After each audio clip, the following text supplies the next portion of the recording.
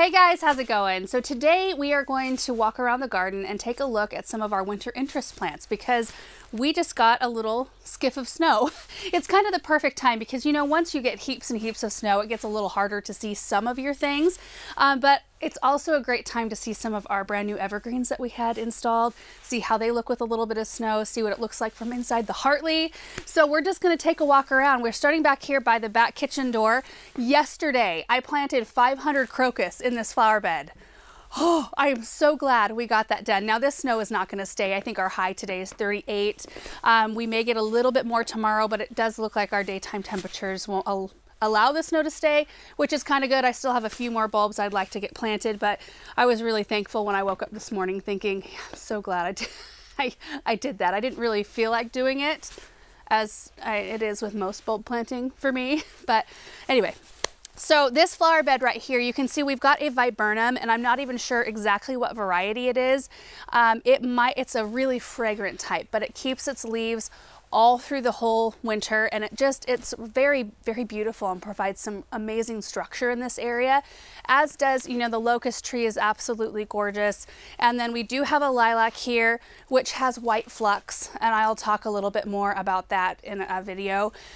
We are going to probably remove it because I don't want that spreading.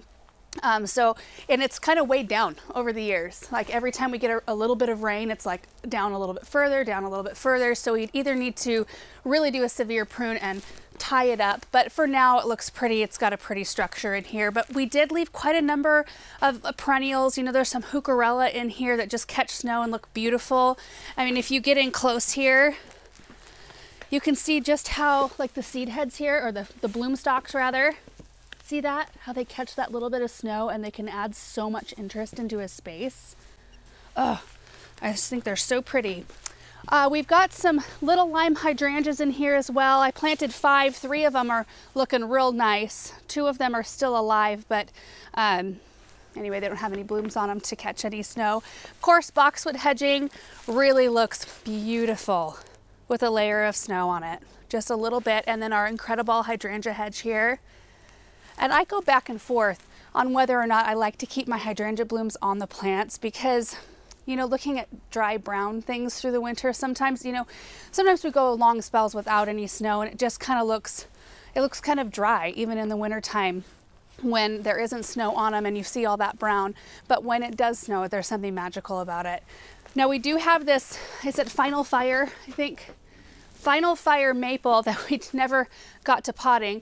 It hasn't been cold enough to where I've been stressed about it. We're keeping it well watered, but these leaves, it still just is holding on to its leaves and they're nice. Like they're not even crunchy and dry. So we will be moving this to the back of the greenhouse. We've got a collection of plants back there that we didn't get planted. We huddle them all together. Typically they do fine. We water them every couple of weeks, even if there's a little skiff of snow on top. So this one should be good. It's a zone 5. We are a zone 6. Moving this direction here, we've got the lanterns still out here, which I may just leave them. They look really pretty when you light those candles. We had pumpkins all throughout this whole area, and those pumpkins just went to Paul and Bethany's. Their pigs like to eat a lot of our garden debris, which is great, but it kind of cleared up this whole area. I'm not sure that I'm going to even do any kind of holiday stuff other than the candles. I did have to order a new bird bath heater because ours, I couldn't find it. So anyway, we will have a thawed out bird bath. Hopefully today it will arrive. So I like to provide the birds with food in the feeders, but also if you're doing that, you know, making sure there's a fresh water source is good as well. In this flower bed here, it's gonna get really good because we just started planting, like right here, there's a ton of hellebores in this space, but I planted them from little plugs this year. You might remember when we did that. So when those get big and mature, they are evergreen. By the end of winter here, I think they're usually like a zone 5 through 9. And since we're on the lower end of that range, typically by spring they look pretty rough and we need to cut them back and let them grow fresh. But on the higher end of that zone range, like the zone 8 and 9, they'll stay really nice for you throughout the whole winter and provide beautiful structure. But those will just get bigger and fill in. And then we have a little bit more of this flower bed to work on, filling in with a little bit maybe more things that have some winter interest. We did get the boxwoods planted back there though. Those are brand new this year to kind of continue on our hedge Right here, we planted this hedge, when was that, like 4 years ago, maybe? And then, you know, we stopped it because there was a white concrete like barrier. And so we had that pulled out when they pulled everything else out over here, you know, the sidewalk and all of that for the new bricks here. But the stone, you guys, the stone looks so good.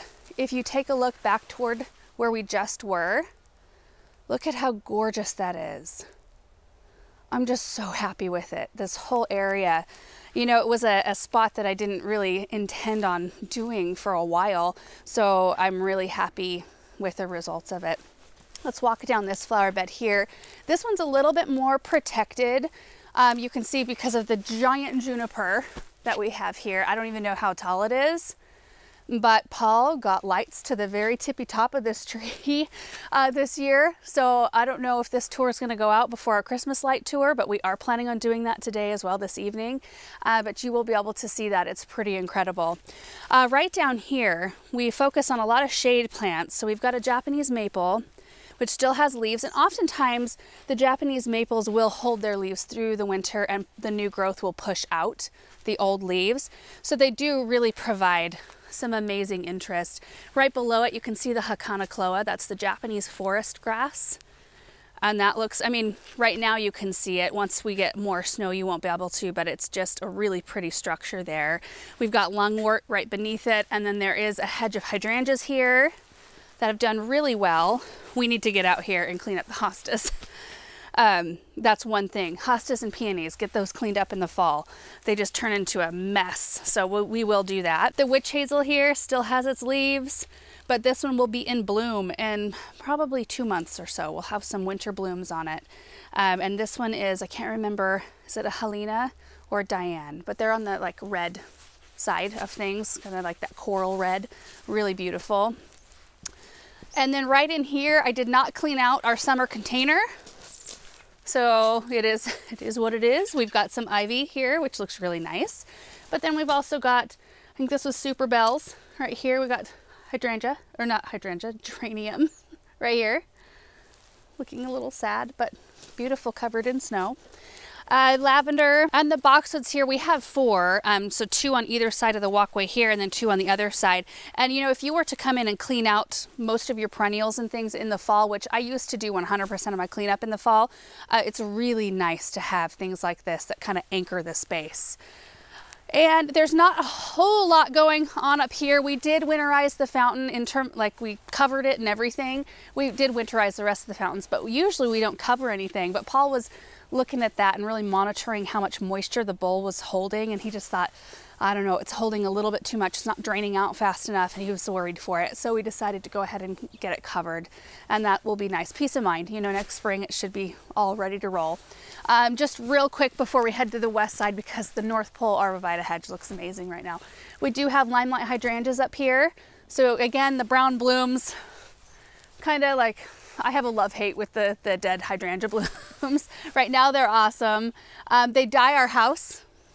I don't know if that's something you guys have dealt with, but they dye our white house yellow.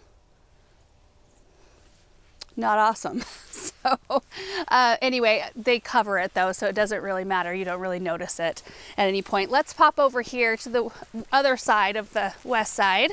Because look at the boxwoods, look at the North Pole arborvitaes. I can't even believe we're at this stage at the moment.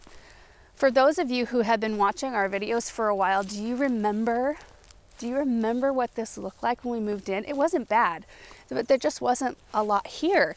You know, there was a fence right here, a little white fence, and then there was a little grass patch that just led to the other fence on the other side with a couple of random trees that weren't doing the best. So, you know, when we took apart this area, I think, I don't know, I want to say it's one of the more satisfying areas because it's starting to come together, like really, like the hedge looks like a hedge now. The arborvitaes have just done so beautifully. They were about, what do you think, about here? Let me go stand by one of them. They've grown so much. As we are heading that way though, look at this flower bed. Look at how much interest we have going on in here. We've got pennisedums. There's a pussy willow. This is a black cat. So this one right here will have the really furry catkins here and not too long, like really like in the dead of winter. You can cut these too and force them inside. Just the structure of things too. I mean, don't even necessarily think of evergreens as being your only winter interest. Look at the multi-trunk trees. That's a spring snow crabapple that you can buy as a single trunk tree, or you can get it as a 3-trunk tree or a multi-trunk like this one. And they just provide some major interest. You know, we've got a Calamagratis grass. That's a avalanche, I think. Let me think. I think it's an avalanche. Anyway, beautiful seed heads there. Blue kazoo spirea. You can still see some of the fall color on that one. Yarrow. Yarrow and sedum, you guys, are awesome to let stay during the winter months. They just are great for cutting if it's drier outside. You can use them in cut flower arrangements, or you can just let them like look gorgeous with the snow. So the arborvitaes, when we planted them, let me step back in here. Let me look at where the fence is, right here. That's where the middle rung, yep, of the fence is right here, and that's how much they've grown. Isn't that nuts? I just can't even believe it. Now the urns do anchor this space as well, and I'm trying to be pretty careful about how we plant this flower bed. You know, we've come in with a bunch of roses, which we, you know, we'll cut back later on this winter, early spring kind of time. But I want to keep everything fairly low to where you can still see the urns shining as the anchors of this space. There are 4 of them. They're the Esplanade urns from Unique Stone. And they are on a pedestal. I can't remember the name of the pedestal. They are 2 separate pieces though, but they are full of tulip bulbs and will provide some beautiful color this next spring. Let's head to the vegetable garden, and I want to kind of go to the Hartley area. There's quite a bit to see out in the south garden as well. We got a lot of ground to cover, so let's roll. There's not a ton going on right here. There's little things, little perennials. Caryopteris grabbed the snow beautifully as well. Just planted those late this summer. And we did no perennial cutback in here. I'm trying to leave more and more perennials in the garden because they do just make things look full and like there's still some kind of life in the flower beds. There's some sedum right in there. Echinacea, look at how that holds snow. There's probably some really great examples out in the south garden. Our elderberry that we formed into a tree this year is awesome. And if we go underneath the rose arch here, which this is covered in lights, it looks so pretty at night. Look at this. There's like a glow from the outside. Raised bed gardens really do provide a lot of winter interest. You can see the structure still and the design. Now we didn't clean out everything. Look at this. There's a zucchini. Chickens would probably still like to eat this. I feel like usually I'm a little bit more on top of this garden, but this fall it wasn't on the top of my priority list. Everything shifts every year, don't you think? Like you're just in a different season or you're dealing with different areas. Anyway, this one just wasn't at the top. We had a lot of other things going on, but they're the obelisks. These are from Gardener Supply. Do you remember the name of them? Put it on the screen. Yeah, maybe we can put that on the screen because these are stout. I had been using the round ones, and they had kind of like the finial at the top, but I usually like to grow tomatoes in them, and you have to have a stout support for, you know, indeterminate tomatoes. And eventually those other ones got bent over because we get some pretty severe wind too. So if you've got a huge tomato on them and then you get wind, it just kind of like leans your support over. But I think that these are going to be, well, they did great this year. I think these are going to last quite a long time. You can see our fall planter. We've still got some little yellow pansies in there, and there's heucherellas in there and lonicera. The weeping willows this year, they haven't lost all of their leaves. In fact, the locust trees, there's a lot of things. I mean, here we are, like December is a day away now. And they just still are holding. So I'm just thankful we haven't had any really heavy wet snow because that can cause some serious weight issues and some branch breakage. So I've been kind of crossing my fingers a little bit and hoping that we didn't get anything too severe, and we haven't. They are starting to drop a little bit more. They do look pretty. I have not done anything in the pots around the greenhouse, but honestly, they still look pretty back over there with just a little layer of snow on them. We don't need to go over there because there's not much going on. So let's head this direction. Look at the chicken coop bed. Still got quite a number of annuals. Look at this winter interest though. Like when you talk about multi-trunk trees and what you can expect them to look like in, you know, a lot of years. But this is a golden rain tree and it's just one of my favorites on the whole property. It's a little bit messy. You know, it gets full of yellow blooms in the late spring, glorious. And then we've got a yellow carpet underneath it, but they're so little, they just kind of go away. You know, we don't actually clean them up, but then they are followed by all the little lanterns. Those lanterns get everywhere and each one of them has a seed or two, and then they do like to sprout everywhere. They're easy to pull, and it's something that I'm okay putting up with on certain plants. This is one of them. I just love this tree. Provides an amazing backdrop for a lot of different views of the garden. Look at the Hartley sitting over there in the snow.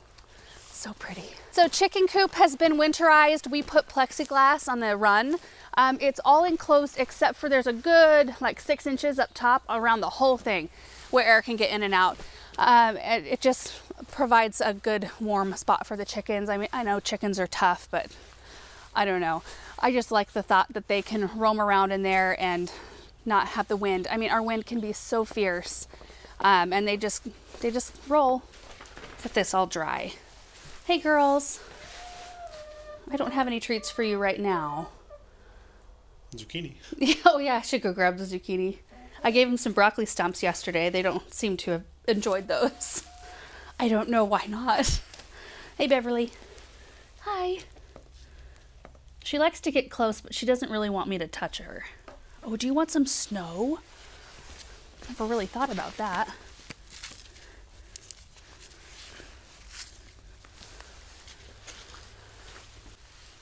I'm thinking about it.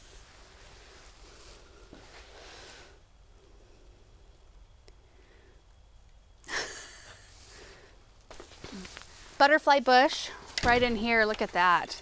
Those we don't cut back until late in the spring. We want them to break dormancy and start pushing leaf buds so we can see where to cut them back to. So this is how they look through the winter time. I think they're really pretty. This area is going to see, you know, a little bit of a redo because of the pallet walkway, but it is really nice in here. A lot of these plants will stay. We're just going to redirect toward the back. Now the Hartley area. I'm so happy we had a chance to put the boxwoods in, you guys. Look at the structure they provide in this space. Oh, so pretty. Now, the electrical box on the side of the Hartley. I kind of wanted to talk about that at some point. I don't know that we could have done anything differently. I mean, we need to have it. If we've got all the stuff in there, the infrastructure, you've got to have the box somewhere. We thought about tucking it around the back side, but I think in the end, you know, these boxwoods, we're gonna probably keep the hedge about this high, but I'm gonna be back planting it and, you know, filling up this bed. And I figured that in the end, this is probably the best location to have it because it will be covered. I have the capability of planting things to cover it, as opposed to, you know, I thought about putting it here as well, but I'm not planting anything right here. And if I had a box sitting right here, that would look pretty bad next to a bench, I think. I think it would be very distracting. So my eye kind of just glances over. It's kind of like the mini split inside. I thought at first that it would really bother me to have it in there, but I think our minds just look over those things because they're such a necessary part of, it's like seeing that in somebody's house, like a radiator or whatever. You just kind of don't even see it because it's like, well, you need to have heat. I don't know how to explain it. But our pots are gorgeous. They are so pretty with a dusting of snow. And the flame willow branches having that brightness, that just gives me extra motivation to get those out and planted this next spring. I would love to have my own large shrubs to harvest from every year. If I kept them on a rotation, you know, and just did like half of them one year and then half of them next year and did the rejuvenation prune and cut them all the way back, then I can have my own branches every single year. That would be so awesome. I want to go inside though, because I'd love for you to see the view of what the snow looks like through the glass. I came out here this morning already with my coffee.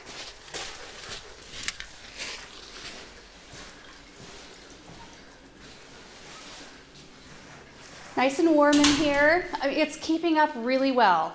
I don't know if you've been monitoring our gas bill. It's not bad. Not bad. Oh, that's good to hear. I mean, we're keeping it about 65 in here. It's not like inside. Inside we keep, you know, a little like 70, 71. I mean, it's pretty darn close. I could take my coat off in here and be completely comfortable. The plants are happy with it, and it looks so pretty. This is my favorite, looking out this window toward what we call the Versailles Garden. I don't know that I'm ever going to be able to call it something different. I'm going to try. But that is so beautiful, that view. But as you look through this one now, you can see the great big evergreens back there and how much impact they have brought to this garden. I mean, it's just absolutely incredible. And you think about these trees and how much bigger they're going to get, and how that's just going to be a solid, gorgeous hedge of evergreen one day. That's a fun thing to think about. But it's just such a fun space, you guys. You can see the chicken coop out this way, and then I can just imagine what this will look like next year once we get to the patio area. Benjamin, bless him, he has been so determined to dig a hole right by, did you see where he's digging it, Aaron? Like right by the big step down. He wants to plant a tree like 5 feet back from that. And he had me outside last night and we were working on it.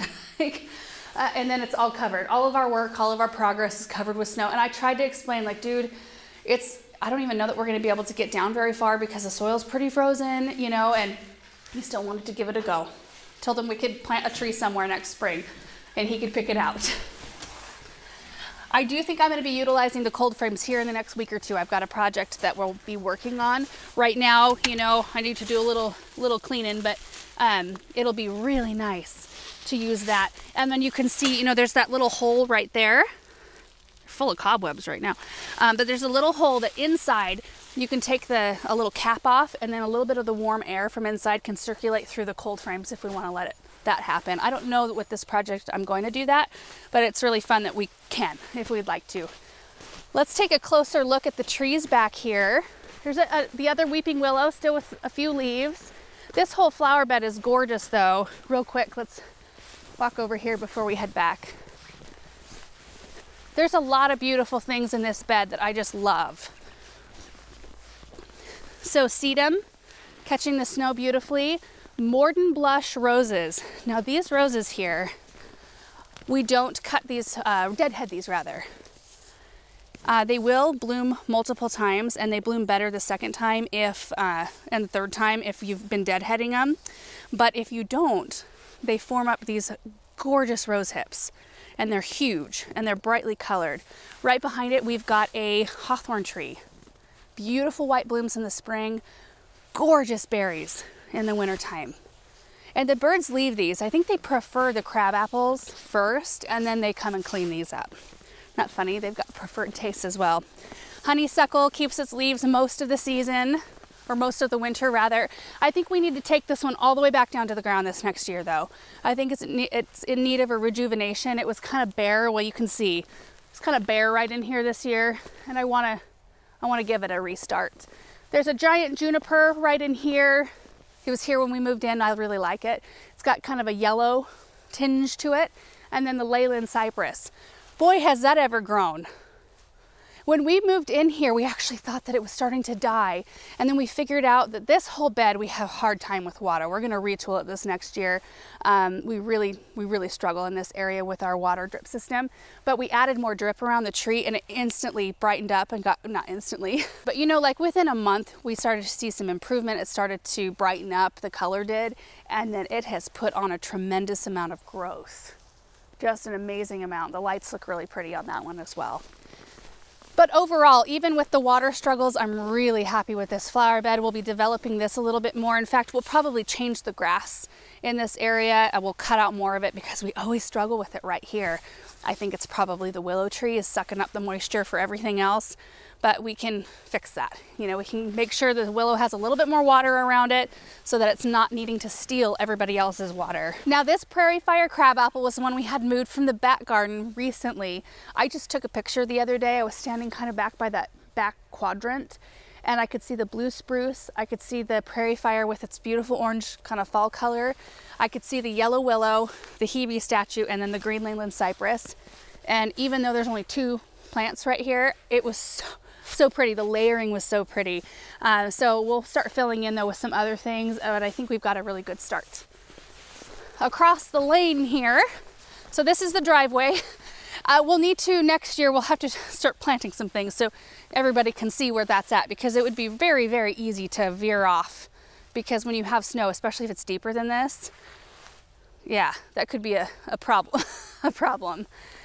We have the Thundercloud plum, which was inside that triangular shaped garden right here. Whew. We kept that, and then we've planted a bunch of new things. So there's a Colorado blue. We do have a Katsura tree right here that Aaron and I planted. Norway spruce, that was planted this May. So that one's had a chance to root in, put on a bunch of new growth, so fun. And then we've got a pinnacle birch right there. So that'll be a real narrow, tall, beautiful birch there. Norway, nope, this is a Colorado, but it's a green Colorado. Really interesting, the different colors. When they grow them from seed, you never know, like their structures can be completely different. Their colors can go from an icy blue all the way to a deeper green. And I just think it's really fun to have a mix of all of it. Norway spruce here with a little bit of a different structure next to the 3-trunk birch right there. Now they are planted fairly close together. We are gonna have to do some pruning as these trees, you know, grow. And plants too, when they're planted close together, it's like in a forest. They kind of talk to each other somehow. They know that they're planted in close proximity, and they grow kind of around each other in a little bit, but we will probably help it along a little bit as well. We've got another blue spruce here. There is a smoke bush that we kept. There is an Austrian pine here, 3-trunk heritage birch, Colorado blue. There's a black lace elderberry back in there that looks really pretty with the snow. This is another Colorado, so it looks very different. Like Colorado here, kind of stout, blue. Colorado here, green and way more open in its structure. So interesting. And then some of these are here from when we planted the B&B trees, the bald and burlap trees we had delivered earlier this spring. There's a Deodora cedar. That's the only one out of 3 that survived. And then an Austrian pine, another heritage birch, this gorgeous blue spruce right here, and a few more evergreens this way. Oh, just turn around and look at that though. Isn't that gorgeous? Blue spruce, I do have a Heptacodium. This is a Temple of Bloom, which it's grown a lot. It was real little when I planted it. It's grown a tremendous amount, but it's got beautiful, like, they're not red, they're like a pinkish red bloom, and they bloom late in the season. I have another one up in the south garden that's a lot smaller than this one at the moment, but they bloom, they kind of have a witch hazel sort of look to them in the bloom department, like kind of long petals, but super late color in the garden. If you don't have one, they're awesome and they smell good. Austrian pine, and then a blue spruce right here, which from some angles I know it does look like it's leaning. I saw that comment, but the trunk is straight, and that's what we thought was the most important thing. You can prune, you know, branches that are making the tree look like it's leaning to where it corrects that, but you want the trunk to be straight up and down. And then this is our storage area. Aaron calls it a junk pile, but it's actually fairly organized at the moment. Eventually we'll have it to where you can't see it as much. We'll plant some more things, and maybe, I don't know. I don't know what will happen there. But it is fairly organized. Like if you go back there and look, everything is lined up. There's not like heaps of things at the moment. Okay, let's head this direction. I don't really know what this is about. This is an October Glory maple, colored up really late, and now it's just hanging on to all those leaves. It's grown a ton. A ton. I think the trunk when I planted it was maybe it was a 2-inch caliper. What do you think it is now? 6? Like it's done real well back here. Struggled with chlorosis a little bit, but I think we got on top of that. Beautiful fall color, bright orange, but now they look green. Like they've turned back. What's going on? Who knows? Okay. This way. We've got the boxwoods in the pots along the east fence line here, and I'm just so thankful for the boxwoods. Even though we are planning to move them out and do something different this next year, it's just nice to have something filling them up. Otherwise, I would feel the need to do branches and evergreens and things like that. It takes a lot to fill these pots up, especially when there's 10 of them right here at the moment. It takes quite a bit of branches to make it look really pretty. Now you can see the locust trees here still hanging on to a lot of leaves. I imagine though that they'll probably start losing them pretty fast at this point. I saw that at the end of our 10-day, it's gonna get pretty cold. At first it was showing 6 degrees. I think it's popped up to 11, and it might pop, I'm hoping it pops up a little bit more than that. That's still pretty cold. So I imagine that everything will really start dropping them here pretty quick. I've always really liked this garden though, because there's not a ton going on in terms of like a lot of fluff, but there's a lot of structure. You know, there's just the grass, it's very sharp and defined. You can see the boxwood cones there around Persephone, the boxwoods around the exterior. They provide just that enclosure without making it feel small. The boxwood hedge right here, for those of you who have been watching our videos for a really long time, this was one of the like bigger projects we tackled early on right after we moved in. So there was grass here. There's just a grass lawn around this urn, and the water for it came from over here. So the sprinklers were just kind of overspraying, but the urn blocked the water from like this pie shape right here of grass. So it was always kind of brown, never really looked that great. So we decided to pull the grass out, planted itty bitty boxwoods, and here we are 5 years later, I think at this point, and they are an amazing hedge. And they struggled, these are sprinters. Last year they struggled with spider mites so bad, I thought we were gonna lose them all, but we started spraying them a little bit more routinely. We've kind of talked about that in previous videos this year, and they really bounced. So I'm super thankful. They look really good here. In the summertime, it fills up with denim and lace Russian sage, and it's just a really beautiful spot. Also, you know, when you've got these birch trees, this one was clearly planted before the ones on the other side, but eventually it'll be, you know, once those catch up, be just this gorgeous frame in of this side of the house. And birch trees just are gorgeous no matter what time of the year it is. Over here we do have another crabapple. That's the smaller kind of globe-shaped tree right there. Birds have already cleaned all the crab apples up off that one, and I'm not sure what variety it is. It might be like a lollipop. Maybe not a lollipop. What's the other small one that has more pinkish blooms? I can't remember. We used to sell a lot of them down at the garden center. It's really pretty in the springtime. Then, you know, of course, the birch trees here. We meant to cover the table and chairs. We just haven't done it yet. So this snow will melt and we'll get them covered and it'll be fine. And then right over here, we've left the Russian sage up right here. See how much that adds when you've got snow, how much structure that adds and how much beauty. The blue spruce is one we had installed in May. It's doing really well. And then in terms of the rest of this bed, we've got oak leaf hydrangeas in here, which you can still see are looking real pretty in the winter garden at least. Really bold leaves. A bunch of phlox in here. Planted a lot more of it this year, and you can kind of still see some of the color from the blooms. There's a little spruce in here, some roses, some Kodiak orange Durvella around this June snow dogwood.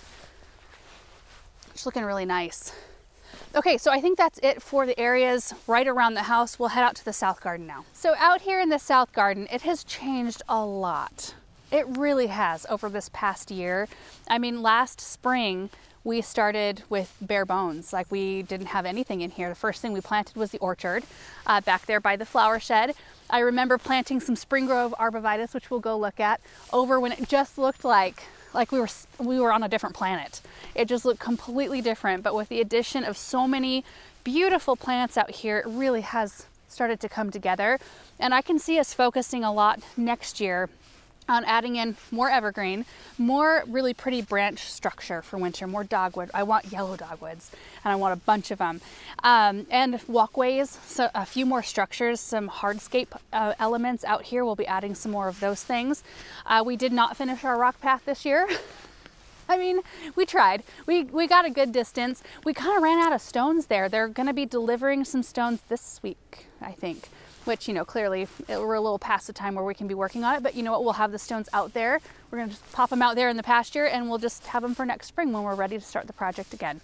It was really fun to see that kind of start taking shape as well, but we haven't done much, if any, perennial cutback in here, and that's what a garden will look like.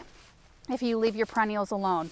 And I just think it's beautiful. You know, we've got, I'll point out some, probably not all of them, but we've got some hydrangeas and Russian sage right here.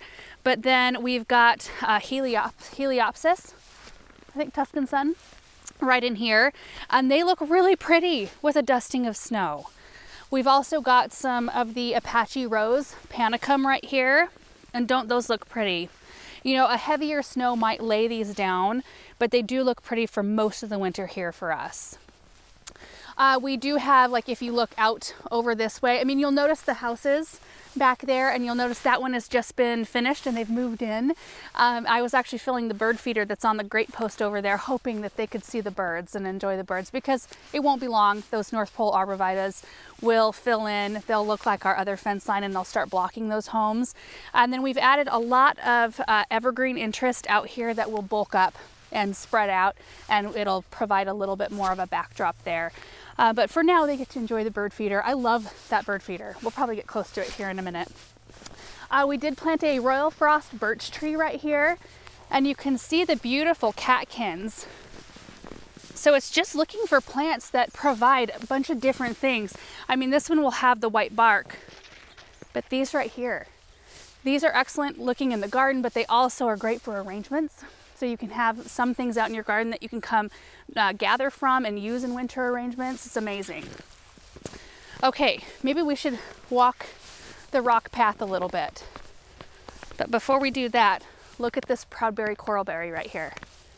They really do hold their berries. They kind of turn a little bit. You can see they get a little bit brown, but they still have a lot of really good color. It's just one of my favorite shrubs. They do so well for us here. We cut them back to 12 inches tall every single spring, and it feels wrong to do with a woody shrub, but they just come back and grow fast and put on the most glorious show of berries. You can see our rock pathway swings around and stops right there, and our pallets and such. Just gonna probably sit out here all winter. Awesome. But there's some really nice evergreens over here. It's also pretty, you know, the berry beds have a nice structure to them. The black stain really contrasts the snow beautifully. We have another Royal Frost birch right back here. So that will get quite good size. Like, I want to say 25 feet wide and maybe 30, 35 feet tall. Am I remembering that right? Maybe a little taller than that. This is the bird feeder I was talking about though. And you can see little bird tracks everywhere. How cute. Look at that. And we fill this up with black oil sunflower seeds, and they just love it. I saw a bunch of birds out here just right as we were walking out, and we kind of scared them off. But that one is from Gardener's Supply as well. Copper shingled roof bird feeder. I can't remember what it's called. We've got more perennials right along this side as well. I kind of ignored the middle section, like planting smaller things, because I was unsure of where the pathway was going to be, and I didn't want to plant things in the wrong spot. So I kind of just focused on the perimeter, planting just larger things in the middle. Like this here is I think this is a gin fizz juniper right here. We've got a Norway spruce, Erin, right there to your left. Sorry, forgot to point that out, but that looks really nice. Those will get big like the other ones. You know, there's a big Norway right there. That was one of the second to last trees they installed this fall. Corinthian lindens have beautiful bark. You can see the red. It kind of shines through there. And little seeds. They're really pretty. And the bald cypress did surprisingly well. I just don't have very much experience with that type of tree. It kind of looks a little sad in the color department at the moment, but snow really makes everything look nice. So it's looking really good today. We do have a Montana moss juniper down here. So lower evergreens, that's the other thing. Next year, you know, we have so many evergreens that are gonna get big already out here. I want to plant more things. Like, I think this one will get 5 feet wide, 3 feet tall, evergreens that stay smaller, so that I can have some evergreen interest lower to the ground and further up, you know, to the front of flower beds rather than popped back toward the back. This right here was one of my favorite flower beds of all the flower beds this year. We have some firelight hydrangeas back in there. Everything was newly planted this year. Lavender crush hibiscus right there, ruby chip buddleia. There's a Cheyenne sky panicum, some sedum, Russian sage, and I kind of just mass planted a bunch of stuff, you know, like 2, 4, there's 6 Russian sage right there in a group. And it was just so striking and so beautiful. I really liked the color layering from this angle, which is the angle I see it from most. So really happy with that. So fun. There's Cheddar, checking out the spruce. And this is the other Heptacodium. So like the tall one in the back, this one's just a lot shorter.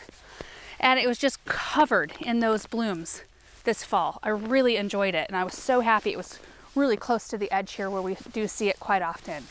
Totem pole panicums, which are newer planted. I'll show you some bigger ones over there on the other side. In fact, we can head that direction. Let's run by the cut flower garden on the way, and there are a few things right here like the echinacea. So a really pretty stand of echinacea right here with a gorgeous layer of snow on the top. So pretty, and those stems are really stiff, and they're a really good one for staying up even during heavy snow loads. More yarrow right in here. Yarrow and sedum. That's a Procumbens blue spruce, so that one will grow out about 8 to 10 feet. It's got a gobble lights on it.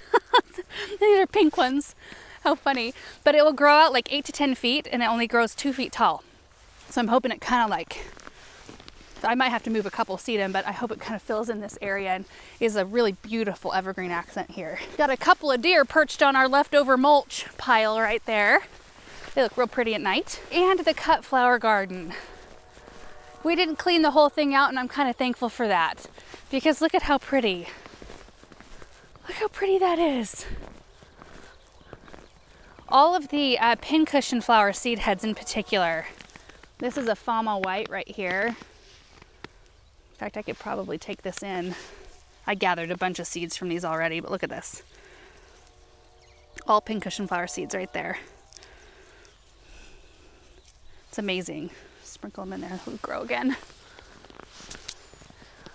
The maze garden, the structure that has just with no plants is still really pretty. That's been such a fun space this year. And then these cedar obelisks, I've had these for so long. And they are like this close to falling apart. Paul keeps on tacking them together, and he keeps asking me like, do you really want me to try to keep saving these? But I just think that they're so nice. We either need to like build new ones that look like this, because I do love the structure, or put some kind of a lollipop tree or something like that that's got enough height but won't shade the area around it. They look really pretty with all the lights on them. They're like beacons. Our dahlias are nicely tucked in. They've got a good, I don't know, over a foot of mulch on top of a silage tarp. So hopefully we have good luck with that experiment. And then you can see the wheat, the winter wheat popping through. We had a great germination on that wheat. So excited about that. And the orchard's looking really nice. So Aaron did come in, boy, how many weeks ago was that when you mowed? A couple weeks ago. Aaron came in and mowed the grass just a little bit shorter, because so our idea here is I want to let the grass grow to its natural height, which is like 12 to 18 inches, which will be great because it'll be right in here. It'll have more of a natural look to it. But in the late fall, we need to come in and mow it like Aaron did, because we've got all those short bulbs in here. So it won't grow, you know, it'll stay this size through the winter, and it'll give those bulbs a chance to show. All of those bulbs are early bulbs, like early daffodil, crocus, those types of things. And then as it warms up and the grass starts to grow, we did plant, I think, 2,000 more bulbs in here this fall. When our friends were down, they helped us plant them, and they're taller, so they will be able to compete with the size of the grass. I hope that all works out this year, but I'm really pleased with how it's all coming together. And this shed has just been amazing. I can see how creamy white it is now that the bright white snow is next to it. Can you see the difference? It's like this little magical place to go do things in. You know, my mom and the kids and I made clove orange pomanders in here the other day. Like, I just find myself wanting to find a project so I have an excuse to come out here and work in here. Aaron and I put up icicle lights And the structure was just made for icicle lights. I think this is probably something we'll do every year. And then I would put up the little wreaths, but other than that, we didn't do a whole lot. We'll get all the stone and flower beds and stuff worked around it this next spring. All right, you guys, this side, now that I'm seeing it with snow, I'm just realizing how much fuller it is than maybe I thought. But look out over there. I mean, that was nothing last spring, nothing. No grass, no flower beds, just dirt. I can't even believe it. There's still a lot of space to fill and a lot of plans that we have for this area for this next year, but it's just, oh, I just love it. So right in here was where we kind of kept a lot of our plants that we had for projects that we were working on. So especially like from about, oh, I don't know, here back, I really didn't plant much. We did a few bigger things earlier in the spring before I had all the plants. You know, so there's a few flame willows in the ground. Look at the color. So we've got 3 in this garden. We've got 4 hilled in right over there that will probably pop out onto the new property. But I really I want these to get kind of bigger, big-ish, because I think they're just so beautiful. We've got a choke cherry multi-trunk. There's 5 trunks on that one right there. That's a Canada red. And then a Norway spruce backing it. And then the weeping white spruce really, really looks good. Look at that. I mean, everything looks good when you've got your neighbor's big, beautiful trees in the backdrop. It's such a beautiful view that we've been kind of gifted. You know, they take such good care of them and they're so gorgeous. I'm really thankful for those trees. Okay, moving down the lane here. Watch yourself, Erin. That is a gopher run. That's a ankle breaker right there. To fill that up. So we even still have some annuals in the ground. This is Superbena right here. We've just never pulled. This is the Fall in Love Sweetly anemones, and it was a trial because it says that they can take more sun, and usually the Japanese anemones need more shade. Out here it's pretty brutal, the sun is, and they did pretty well for us, and even on a first year. So I think this next year they'll do even better, but they look really beautiful if you leave them. Look at that. Just that little structure there. Right behind them, we do have a, can't remember the name of it, but it's pine, blue pine, and it doesn't get enormous. There's a bank of Miss Violet Buddleias, butterfly bush right there. And then a really good example of a totem pole grass that's a little bit more mature. The other ones might even be taller, I'm not sure, but they'll grow like 6 to 8 feet tall. I'm 5'4", so this one isn't like, it's not completely mature, but next year it'll probably grow even bigger now that it's established a bit more. Here's another proudberry. Look at that. Man, if that doesn't make you want one in your garden, I don't know what will. So absolutely beautiful. We've got a green arrow cedar right back there, weeping Alaskan cedar. Yeah, it only grows like 4 to 5 feet wide, but it grows up really tall, like 40 feet. It's gonna be really pretty right there. Wichita blue juniper, bunch of sedum. We've got more buddleia right here, little bank of grasses. There are some peonies in here that I really hope made the transplant. There's 3 great big ones that we moved. This right here is a hillside upright Norway spruce. They get a really interesting, kind of almost coastal, windswept look. I'm really excited, like 12 feet by maybe 8 feet wide, 6 to 8 feet wide. Autumn Brilliant Serviceberry right there, still in its beautiful fall color. Front planted with a bunch of Superbena that we didn't pull, but it looks really pretty right here.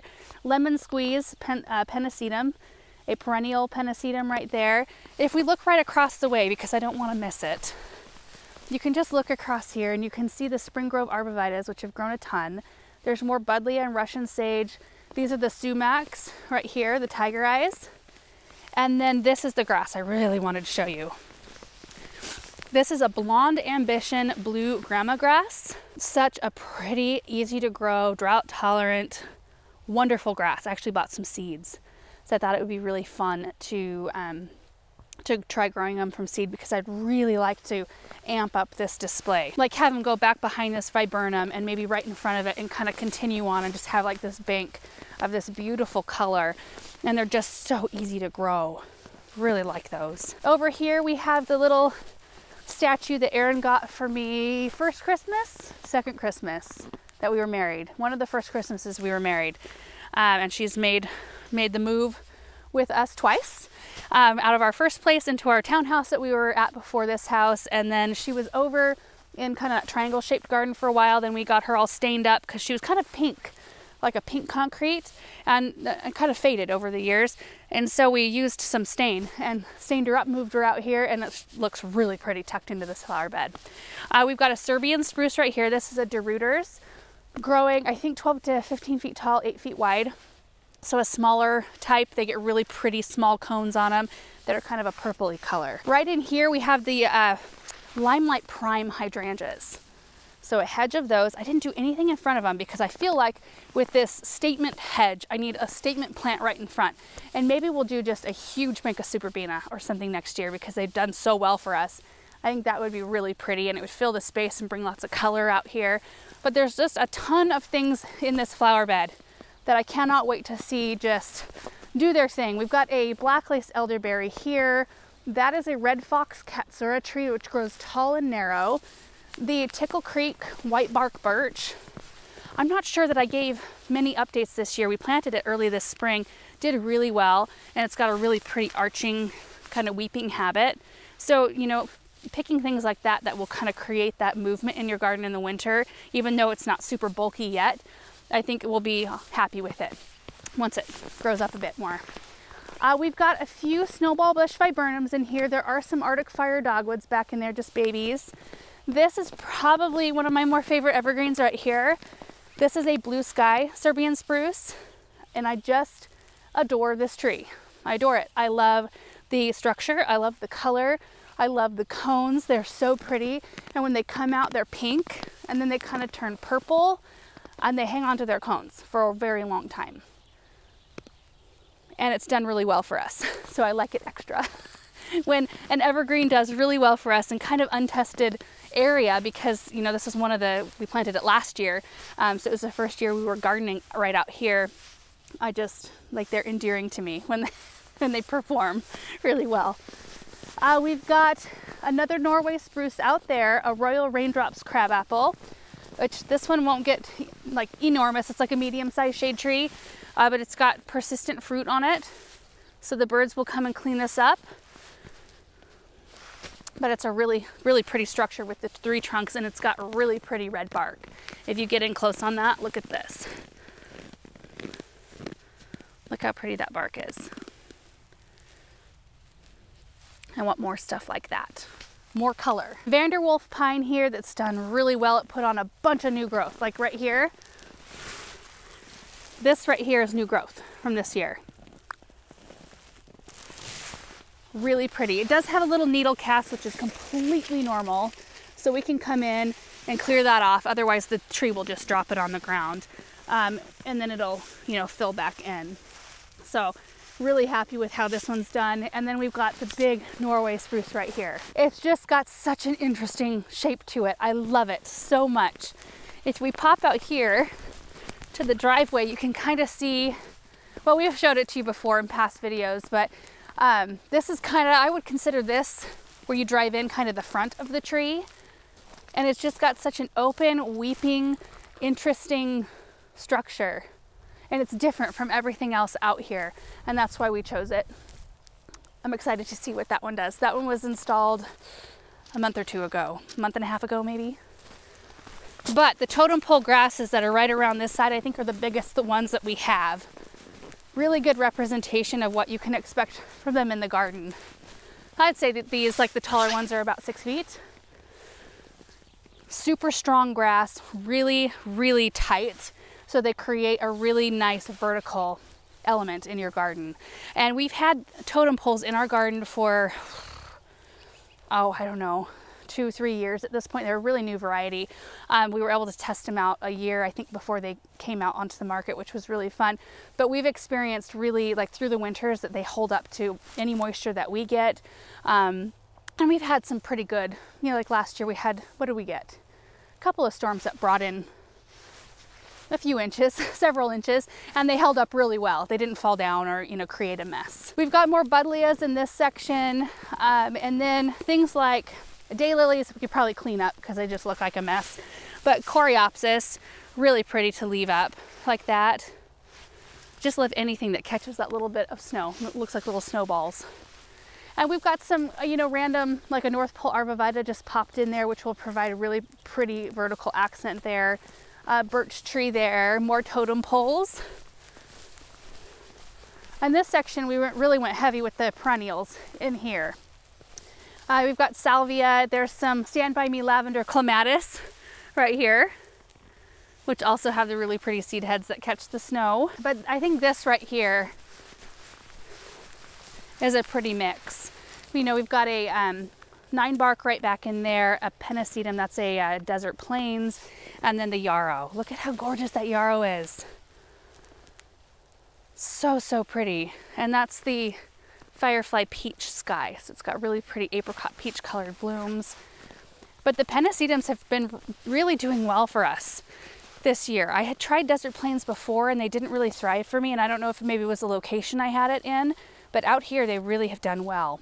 We've got some Agastache actually that I left up, looking nice. And here's the sedum that we transplanted. It was like late summer, early fall when we got these transplanted. They did really well. They never drooped or anything. They're a little bit falling over now, but I think that they'll do really great next year. And then to kind of end this tour, this is one of the blue spruces that they lifted out of the garden in the back and brought out here so that we could put one of the bigger blue spruce in its spot. So anyway, I think it's going to be a really pretty one here. This is where we had like the cannas and the vertigo pennisetums and a bunch of annuals, and I really wanted to get an evergreen going in here. Maybe this would be a good spot for some yellow twigs. I think that would be really, really pretty. Also, before I guess the tour is over, I just wanted to mention the trees along the lane. So these are a repeat of the Autumn Blaze. So, you know, we've got Autumn Blaze along the lane there, and then we just brought them along this lane as well. They're all lit. They look so pretty. And then also we pulled some of the fence out over here. Let me show you. So I'm not sure that we've showed you this side of the lane for a while. I did mention that we moved one Autumn Blaze maple from this side because if you look this direction, you can see the opening, you know, to this new lane that we had put in last year. It's quite wide, and we wanted to mirror the opening to the new property, the opening to the lane to the new property with this one, so that it just flowed really nicely. In order to do that, you can see right here, this is where the Autumn Blaze was. And so it's just like smack right in the middle of where it mirrors the opening from the other side. So they lifted this one up, they put it out over in the south garden, and I forgot to show you. It's kind of by where the deer are, by the deer on the mulch pile. And then the fence did go all the way to here, right? We just had a real small opening there for a while, which is fine. But we thought for future planning on this new property, we need a way to access the back. So let's mirror it with this opening, and then we can make the road. And I think Erin has a sketch, like a very rough sketch of what we might do with the lane, which will mirror this one. And it just makes sense to us. So we pulled the fence out from here over to there. So it does look quite wide, but it does mirror the other side. We will be taking the grass out right here, you know, and repeating the gravel lane on this side. So it'll just look like it goes. Is that a new gopher mound right there? Oh, it is. That's a brand new one. They didn't even try to pack its hole back. Buggers. So what this lane will do, it will kind of create this side right here. I mean, it goes all the way over to the fence over there. So I think we're going to pack out this side and kind of create a mixed border with evergreens and deciduous trees and maybe a walking path all the way over to about where it starts heading straight back on that side. And then this side will be either pasture, or we'll plant a field of zinnias or a field of sunflowers or something like that. We just haven't decided yet. This next year we'll probably do nothing with it. It'll just sit here. We have plenty keeping us busy over here, plenty of projects to button up and work on. So who knows? So anyway, guys, that is it for today's tour. We just saw the snow this morning and thought it would be a perfect opportunity to hop out here and just kind of give you an update on how everything's doing out here, show you what it looks like with a bit of snow, because that always is so magical, especially when it's kind of your first real snow of the winter. So thank you guys so much for watching. I hope you're having a great day, and we will see you in the next one. Bye.